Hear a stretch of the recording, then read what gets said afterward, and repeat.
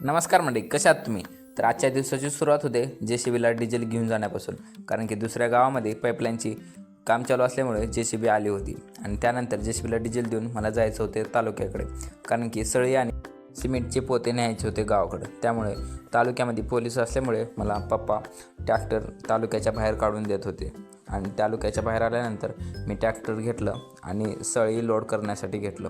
तर finally सळी load झाल्यानंतर मी निघालो गावाकडे आणि तुम्ही बघू शकता आमच्या गावाकडं जातेवेळेचा एक खूप सुंदर घाट आहे आणि आमच्या गावाकडचा एक प्रसिद्ध घाट आहे. तर तुम्ही बघू शकता खूप मोठा घाट आहे.